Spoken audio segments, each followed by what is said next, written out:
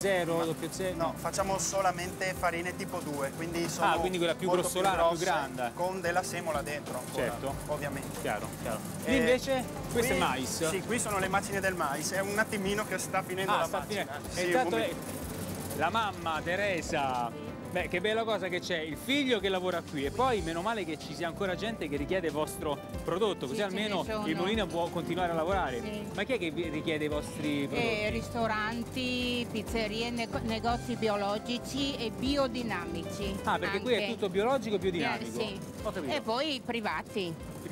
Allora, questi sono tutti quanti, ecco, Christian.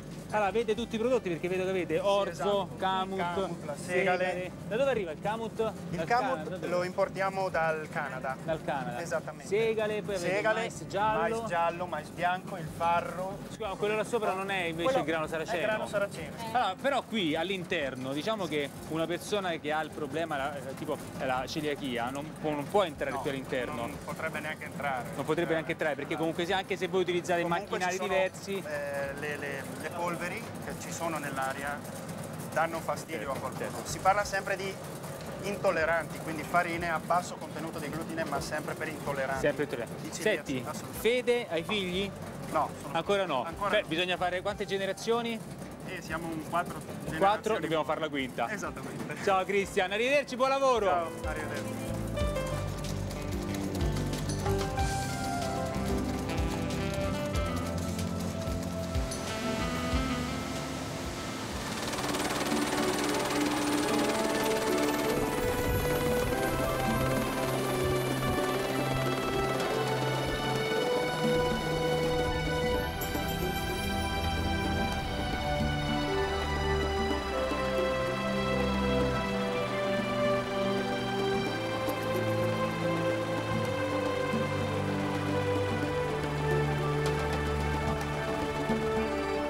Abbiamo parlato di terra, di acqua del fiume Stella, cerchiamo di capire quanto l'acqua abbia inciso in questi secoli in questo territorio. Siamo in compagnia di Carlo Morandini, giornalista enogastronomico. Buongiorno. Buongiorno, allora, in questo momento siamo sopra Villa Manin. Villa Manin è bellissima, è nata ovviamente attorno a una realtà agricola, una realtà rurale che esisteva già nel Medioevo, poi si è rafforzata e un nobile dell'epoca ha deciso di costruirla. È diventata l'antica Villa dei Dogi dove ci ha dormito anche Napoleone con Giuseppina Beauharnais quando nel 1797 hanno firmato il Trattato di Capoformio.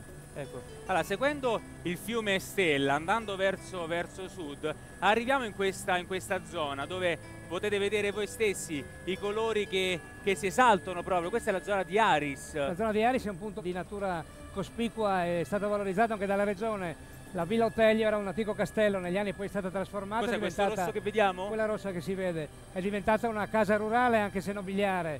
La regione tramite l'Istituto della Pesca ci ha fatto l'acquario regionale, ci ha creato l'habitat di tutti i pesci che vivono nelle zone nostre acquatiche delle acque dolci interne.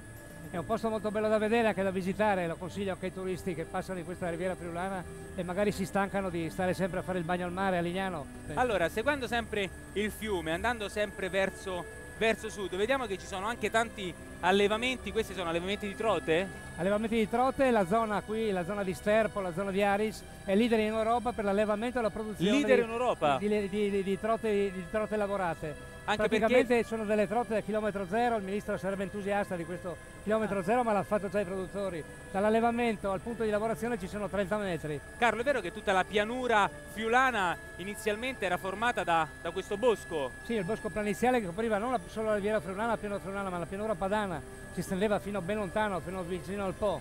Poi ovviamente un po' le colture, un po' delle malattie che hanno rovinato e ucciso le piante. Della stessa fine hanno fatto gli ulivi da noi, le coltivazioni dell'ulivo erano tutta la fascia pedemontana, noi in questa qua della regione ha avuto delle malattie all'inizio dell'Ottocento e sono quasi scomparsi, li stanno recuperando adesso.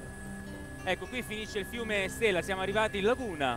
Cosa si è costruito qui intorno? Qui intorno è nata la più grossa città turistica che abbiamo in regione, ma nell'Alto Adriatico, che è Lignano Sabbia d'Oro, 300.000 abitanti turisti d'estate, si chiama Lignanum probabilmente perché era sulle foci dello Stella del fiume Tagliamento e trasportavano i tronchi romani probabilmente, si era già colonizzata quella volta. Attorno a questa spiaggia bellissima che ha visto anche Hemingway è la chiamata alla Florida d'Europa, è nata una realtà turistica che è molto importante ed è che tra l'altro fa riferimento a tutta la natura, a tutto quello che possiamo offrire come Riviera Friulana alle spalle, che abbiamo visto e vedremo in questa trasmissione. Ecco, si può vedere anche che il mare oggi, vabbè, non è mosso, però si vede che comunque è più forte rispetto all'acqua che è all'interno della laguna, e poi ci sono momenti in cui c'è sabbia e momenti in cui invece l'acqua è più alta, con tutti i colori poi delle alghe. Sono le barene, sono le differenze di colori delle alghe, adesso è un po' presto come stagione, fra un mese e mezzo vedremo delle fioriture coloratissime. Diciamo che il paradiso dei portisti, naviganti, abbiamo visto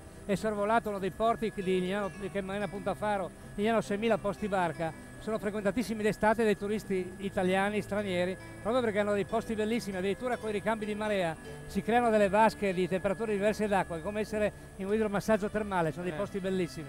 Carlo, allora atterriamo noi adesso qui in laguna e noi ci vediamo anche dopo sul finale, e so che mi cucinerai un'ottima anguilla proprio si chiama qui. Il bisato in speo, lo fanno a Marano, lo facevano nei casini anticamente, viene cucinato sullo spiedo, viene cotto per 3-4 ore al colore della brace, si sgrassa completamente, è consigliato anche dai nutrizionisti e lo mangiano anche le donne più rettose pur pensando con un'anguilla. Ma avete fondato una congrega dell'anguilla? Sì, la compagnia del bisato si chiama. Bene, allora ci vediamo dopo. Grazie, arrivederci.